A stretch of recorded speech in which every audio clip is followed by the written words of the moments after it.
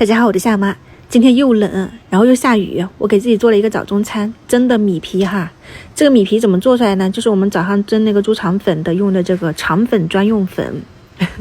就这一个，它其实不局限于任何的形态，它里面是这种大米粉跟食用的小麦淀粉，就是做凉皮洗出来那一层淀粉水哈，就把水去掉以后把它晒干的那个淀粉融合在一起，它那个蒸出来的肠粉，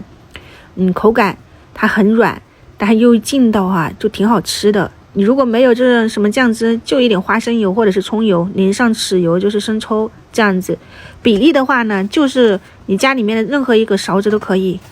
挖3勺或者是2勺，反正比例是1:2嘛。如果我今天是用了3勺，那我就要在里面冲入6勺的清水，这个水是冷水啊，就常温水，放进去给它搅拌均匀就可以了。蒸第一章的时候我都没录，但我想着你们可能会去找这个肠粉专用粉，所以我今天稍微的给你们拍一下，分享一下它各种吃法。你就是如果是说买到家里面，你不能说不吃哈，就有点浪费。那咱们就是你看，放1勺半左右进去，它蒸出来，然后抹上一点熟油，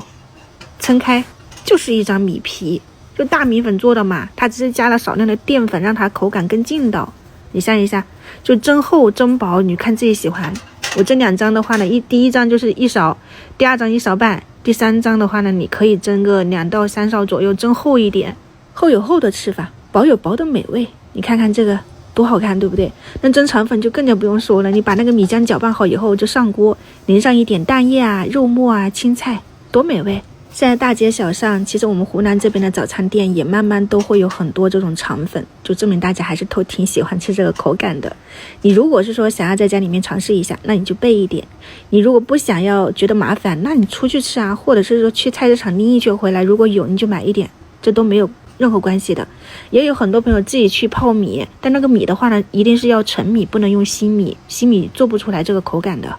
然后你看我这个米皮厚一点的，你给它切成细一点的，这不就是果条吗？对不对？然后你再宽一点，米皮啊、米粉啊，这不都随便叫嘛？其实大米的这种